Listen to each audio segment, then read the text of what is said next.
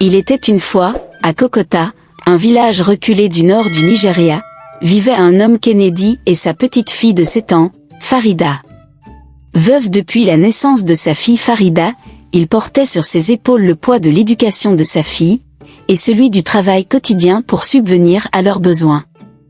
Chaque matin, il parcourait des kilomètres jusqu'au marché du village, où il passait la journée à transporter des bagages sur sa brouette, pour quelques maigres pièces. Depuis la mort de sa femme, la mère de Kennedy avait pris soin de Farida. Mais la vieillesse et la maladie l'affaiblissaient de jour en jour. Kennedy voyait sa mère lutter pour rester alerte, mais il savait que la fin était proche. Ce fardeau pesait sur lui, mais il gardait la tête haute, pour Farida, qui, du haut de ses 7 ans, était son seul réconfort dans ce monde difficile. Le temps passait, et l'état de la grand-mère se détériorait. Les journées de Kennedy devenaient de plus en plus compliquées. Sa mère, autrefois si vigoureuse, était maintenant clouée au lit, ses forces l'abandonnant. Farida, trop jeune pour comprendre pleinement la situation, restait souvent à ses côtés, jouant en silence, consciente que quelque chose n'allait pas. Un jour, en revenant du marché, Kennedy trouva sa mère inconsciente, respirant faiblement. Il la transporta d'urgence chez le guérisseur du village, mais malgré tous les efforts, il comprit rapidement que c'était la fin. Cette nuit-là, Kennedy resta assis près de sa mère, tenant sa main, en silence. Lorsqu'elle rendit son dernier souffle, Kennedy se sentit écrasé par une solitude immense.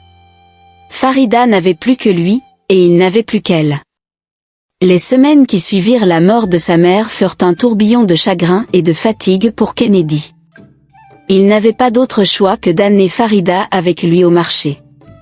Chaque matin, il la plaçait sur son dos, bien attachée, et marchait sous le soleil brûlant, sa brouette dans une main, sa fille sur ses épaules.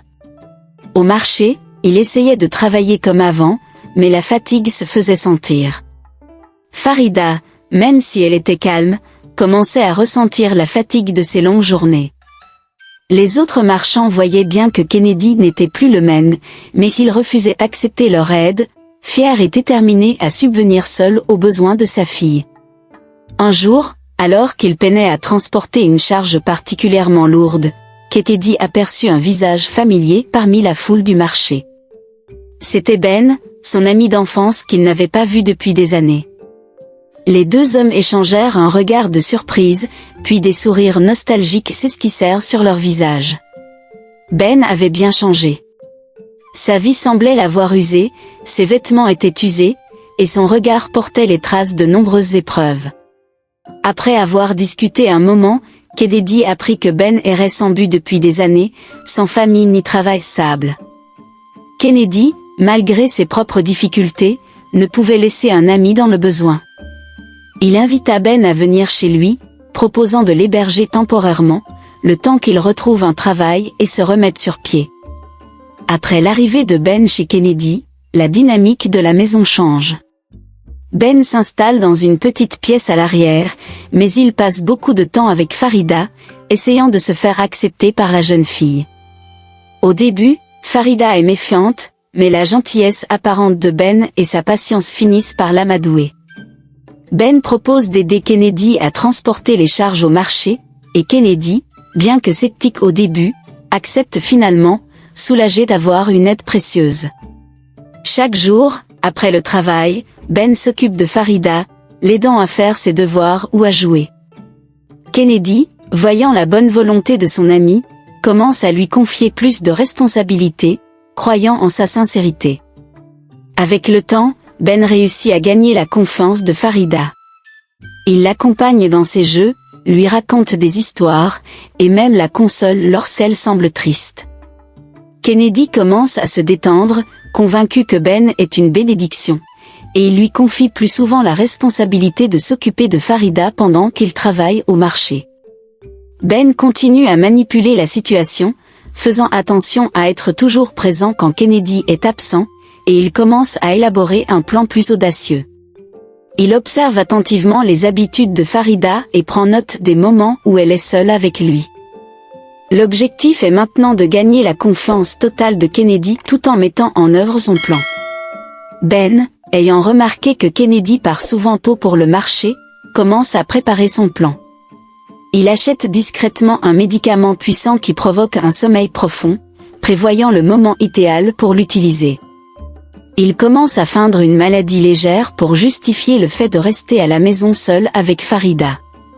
En parallèle, Ben continue de jouer le rôle du bon ami et du protecteur attentif. Il est toujours prêt à écouter Kennedy parler de ses difficultés et à offrir des conseils, renforçant ainsi la perception que son intention est pure et désintéressée. Ben planifie soigneusement sa première tentative pour isoler Farida. Il feint une maladie plus sévère, déclarant avoir une forte fièvre et des douleurs insupportables. Kennedy, inquiet pour son ami, accepte de le laisser seul avec Farida tout en partant travailler. Avant de partir, Kennedy conseille à Ben de se reposer et de se soigner. Ben, maintenant seul avec Farida, prépare une potion de sommeil profond qu'il mélange dans l'eau. Il attend que Farida s'approche avec le verre d'eau, dès qu'elle aura soif. De temps à autre il lui demandait « Farida, tu n'as pas soif ? Viens boire un peu d'eau. » Farida, bien qu'un peu méfiante, prend une gorgée d'eau. Après avoir bu, Farida commence lentement à s'endormir, la potion ayant son effet. Une fois Farida endormie, Ben s'approche d'elle avec une froide détermination. Il sait que le sommeil profond de la potion durera plusieurs heures, lui laissant le temps de mettre en œuvre son plan. Farida est complètement inconsciente, et Ben commence à exploiter cette vulnérabilité, commençant par ses intentions les plus sombres. Il réussit donc à faire des choses effroyables avec la petite fille pour se satisfaire. Il veille à ne pas laisser de traces évidentes, utilisant des techniques pour éviter toute détection. Le soir, lorsque Kennedy rentre à la maison, il trouve Ben dans un état de fatigue apparent, prétendant avoir eu une journée difficile. Farida dort toujours profondément, et Kennedy, bien que préoccupé par le fait qu'elle soit endormie à une heure si inhabituelle, ne soupçonne rien de particulier. Les jours passent, et Ben continue à exécuter son plan avec une précision calculée.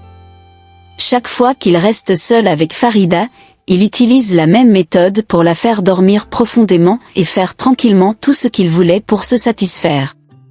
Il commence à remarquer les signes de méfiance croissante de Kennedy, qui commence à se demander pourquoi sa fille semble de plus en plus fatiguée. Farida, bien qu'elle commence à se rendre compte qu'il y a quelque chose d'étrange dans le comportement de Ben, est trop jeune pour comprendre pleinement ce qui se passe. Elle commence à montrer des signes de tristesse et de confusion, ce que Kennedy attribue à la perte de sa grand-mère et aux difficultés récentes. Kennedy commence à remarquer des changements dans le comportement de Farida. Elle est plus silencieuse, moins enjouée, et semble fatiguée plus souvent qu'auparavant. Lorsqu'il en parle à Ben, ce dernier minimise les inquiétudes de Kennedy, lui assurant que Farida est simplement affectée par la perte de sa grand-mère. Kennedy essaie de ne pas trop s'inquiéter, mais il ne peut s'empêcher de se demander si quelque chose ne va pas. Farida, bien que ne disant rien, devient de plus en plus distante, et il commence à se sentir coupable pour ne pas être plus attentif.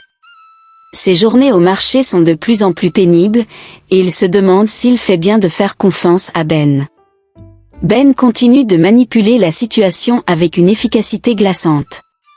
Chaque nuit, il utilise le médicament pour faire dormir Farida profondément. Il sait que chaque fois qu'elle se réveille, elle est désorientée et fatiguée, ce qui contribue à renforcer l'impression que quelque chose ne va pas. Farida, maintenant plus consciente de ses propres sentiments de malaise, commence à être plus méfiante envers Ben. Elle essaie de résister au sommeil provoqué par le médicament, mais les effets sont trop puissants. Elle passe ses journées à chercher des moyens de s'échapper de la situation, mais se retrouve toujours piégée dans une position vulnérable. Un jour, Kennedy rentre plus tôt du marché. Il entre dans la maison et trouve Ben en train de préparer un autre verre d'eau pour Farida. Kennedy, voyant Ben dans un état de fatigue semblable à celui qu'il a eu les jours précédents, commence à se demander si tout est vraiment en ordre. Il demande à Ben de lui montrer ce qu'il prépare, et Ben, agissant avec calme, explique qu'il s'agit d'un remède pour son épuisement. Kennedy, bien qu'encore un peu sceptique, accepte l'explication, mais il décide de surveiller Ben plus attentivement à partir de maintenant. Kennedy commence à surveiller Ben plus étroitement, notamment les moments où il est seul avec Farida. Il remarque que Ben semble toujours trouver des excuses pour rester seul avec elle, et cette surveillance accrue commence à éveiller ses soupçons. Kennedy se rend compte qu'il ne sait pas vraiment ce que fait Ben lorsqu'il est seul avec Farida. Il commence à se demander si Ben est réellement celui qu'il prétend être. Kennedy décide de discuter avec Farida, mais elle est si fatiguée qu'elle a du mal à se concentrer. Les rares fois où elle parle, ses paroles sont confuses et non cohérentes, ajoutant encore plus de mystère à la situation. Un soir, Kennedy décide d'agir. Il confronte Ben, lui faisant part de ses inquiétudes. Ben, feignant l'innocence, rejette les accusations et accuse Kennedy de ne pas comprendre la gravité de sa propre situation. Il prétend être bouleversé par la méfiance de Kennedy et assure que Farida est simplement en train de s'adapter à la nouvelle situation. Kennedy, bien que troublé, n'a pas de preuves concrètes pour accuser Ben. Il reste sur ses gardes, mais il se sent aussi coupable de mettre en doute un ami qui l'a aidé dans un moment difficile. La tension entre les deux hommes monte, et la relation entre Kennedy et Ben devient de plus en plus tendue. Kennedy décide de passer la nuit à la maison pour surveiller Ben. Il feint de se coucher tôt, mais reste éveillé, écoutant attentivement les bruits provenant de la chambre de Farida. Vers minuit, il entend des mouvements et des bruits inhabituels. Il se lève discrètement et se dirige vers la chambre, ses suspicions croissant à chaque pas. En arrivant à la porte, Kennedy observe à travers la fissure et voit Ben en train de manipuler Farida endormie. Il voit Ben préparer un autre verre d'eau avec le médicament. L'angoisse de Kennedy atteint son paroxysme. Il comprend alors qu'il doit agir rapidement pour protéger sa fille. Kennedy confronte Ben dans la chambre, sa colère et son inquiétude transparaissant. Ben, pris sur le fait, essaie de se défendre, mais ses explications sont maintenant largement insuffisantes face à la colère de Kennedy. Farida est réveillée par la confrontation et regarde, confusée, les événements se dérouler autour d'elle. Kennedy demande à Ben de quitter la maison immédiatement, et Ben, réalisant que sa couverture est éventée, tente de minimiser les dégâts. Il prétend qu'il ne voulait que le meilleur pour Farida et qu'il est désolé. Kennedy, dégoûté par la trahison de son ami, insiste pour qu'il parte sans revenir. Avec Ben parti, Kennedy commence à nettoyer les effets de la trahison de son ami. Farida, encore sous le choc, commence à comprendre lentement ce qui s'est passé. Les signes de mal-être qu'elle avait auparavant se dissipent progressivement, et elle commence à retrouver un semblant de normalité. Kennedy, tout en étant soulagé d'avoir expulsé Ben, se rend compte de l'ampleur des dégâts causés à sa fille. Il s'efforce de reconstruire leur vie, mais le poids de la trahison pèse lourdement sur lui. Il commence à se demander s'il pourra jamais vraiment faire confiance à quelqu'un à nouveau. Kennedy se rend compte que la trahison de Ben a laissé des cicatrices profondes, tant sur lui-même que sur Farida. Il commence à essayer de comprendre comment il a pu être aussi naïf et comment il a pu confier sa fille à quelqu'un qui s'est avéré être un prédateur. Farida, maintenant plus consciente de la situation, montre des signes de traumatisme. Elle parle moins, devient plus renfermée, et ses rêves sont hantés par les souvenirs de ce qui s'est passé. Kennedy fait tout ce qu'il peut pour lui apporter réconfort et sécurité, mais il sait que le chemin de la guérison sera long. Kennedy décide de chercher de l'aide extérieure pour Farida, espérant qu'un professionnel pourra l'aider à surmonter le traumatisme. Il rencontre une conseillère spécialisée dans le soutien aux enfants victimes d'abus, qui commence à travailler avec Farida. Avec le soutien de la conseillère, Farida commence lentement à parler de ses expériences. Les séances de thérapie aident à soulager une partie de la douleur qu'elle ressent, bien que le processus de guérison soit encore long et difficile. Kennedy, bien qu'épuisée, est déterminée à fournir à Farida tout le soutien dont elle a besoin pour retrouver une vie normale. Kennedy, bien que toujours affecté par les événements récents, s'efforce de rétablir une routine stable pour lui et Farida. Il reprend son travail au marché avec une détermination renouvelée, tout en cherchant à offrir à Farida un environnement plus sécurisé et réconfortant. Il commence à intégrer des activités qui permettent à Farida de se détendre et de se distraire, comme des promenades dans la nature ou des jeux simples. Il se rapproche également des membres de la communauté, expliquant brièvement les raisons de son changement de comportement pour qu'ils comprennent pourquoi il a été plus distant ces derniers temps. Grâce à l'aide des voisins, Kennedy parvient à obtenir un soutien supplémentaire pour veiller sur Farida lorsqu'il est au travail, ce qui lui permet de se concentrer davantage sur son propre bien-être. Les séances de thérapie de Farida se poursuivent, et elle commence à faire des progrès lents mais significatifs. La conseillère utilise des méthodes de jeu et des techniques d'expression créative pour aider Farida à exprimer ses émotions et ses expériences. Bien que Farida ait encore des moments de régression, elle montre des signes de guérison et de résilience. Kennedy assiste parfois aux séances pour mieux comprendre ce que vit sa fille et pour apprendre comment la soutenir efficacement. Il prend des notes sur les conseils de la conseillère et essaie d'appliquer ses enseignements dans leur vie quotidienne. Kennedy commence à ressentir les répercussions émotionnelles de la trahison de Ben sur lui-même. Il se sent coupable d'avoir fait confiance à quelqu'un qui a abusé de sa confiance et de celle de sa fille. Il commence à développer une anxiété sociale, se demandant s'il peut encore faire confiance aux autres. Cette anxiété affecte sa capacité à se concentrer au travail et à maintenir des relations sociales. Il commence également à s'interroger sur la nature de ses propres relations et sur ce qu'il doit rechercher chez quelqu'un pour pouvoir accorder de nouveau sa confiance. Ces réflexions le poussent à envisager de nouvelles façons d'améliorer sa vie et celle de Farida. Kennedy prend la décision de réorganiser sa vie pour éviter les erreurs du passé. Il commence à suivre des cours de gestion du stress et de développement personnel pour améliorer sa résilience émotionnelle. Il s'engage également dans des activités communautaires pour renforcer ses relations avec les membres du village et créer un réseau de soutien plus solide. Farida continue de s'améliorer grâce à sa thérapie et commence à participer à des activités sociales avec d'autres enfants. Kennedy et Farida se rapprochent, renforçant leur lien familial et trouvant un nouveau sens de normalité dans leur vie. La confiance de Kennedy en lui-même et en ses capacités commence à se rétablir. Il fait un effort conscient pour établir des relations positives avec les autres, en gardant à l'esprit les leçons apprises de son expérience avec Ben.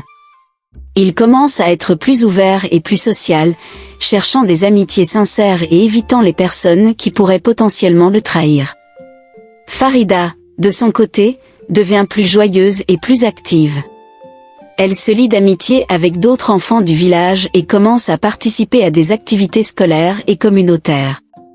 La transformation de Farida est une source de joie et de fierté pour Kennedy, qui voit des signes clairs de rétablissement et de bonheur chez sa fille. Kennedy prend le temps de réfléchir à ses relations passées et à ce qu'il recherche dans une amitié ou une relation. Il examine les signes de loyauté et de confiance, apprenant à discerner les personnes authentiques des opportunistes.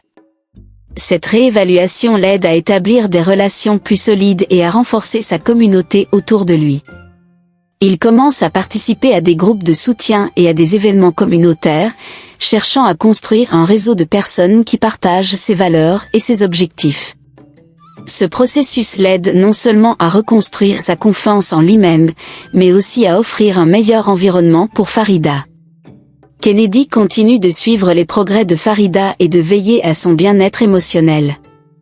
Ils passent plus de temps ensemble à explorer de nouvelles activités et à créer des souvenirs heureux. Kennedy s'assure que Farida sait qu'elle peut toujours lui parler de tout ce qu'elle ressent et qu'il est là pour elle en toutes circonstances. Farida, bien que toujours marquée par son expérience, commence à voir la lumière au bout du tunnel. Elle s'intéresse de plus en plus aux activités créatives et académiques, montrant un regain d'enthousiasme pour l'apprentissage et les interactions sociales. Kennedy est soulagée de voir sa fille s'épanouir malgré les difficultés passées. La vie de Kennedy et Farida commence à retrouver une certaine sérénité. Kennedy continue de travailler dur pour subvenir aux besoins de sa famille tout en gardant un équilibre entre le travail et la vie personnelle. Farida devient une élève modèle à l'école, et ses relations avec ses pairs se renforcent. Kennedy et Farida trouvent du réconfort dans leur routine quotidienne, bien qu'ils restent vigilants face aux souvenirs du passé. Ils continuent à faire des progrès ensemble, en tirant des leçons de leurs expériences et en construisant une vie plus stable et heureuse. Kennedy commence à accepter pleinement ce qui s'est passé avec Ben. Il comprend que même si la trahison a été douloureuse, elle a aussi été une leçon importante sur la confiance et la vigilance. Il apprend à se pardonner pour ses erreurs passées et à se concentrer sur le présent et l'avenir. Farida, à son tour, commence à parler plus ouvertement de son passé avec sa conseillère. Elle trouve des moyens de réconcilier ses souvenirs douloureux avec ses expériences positives présentes, ce qui contribue à son processus de guérison. Kennedy et Farida se préparent à un avenir plein d'espoir.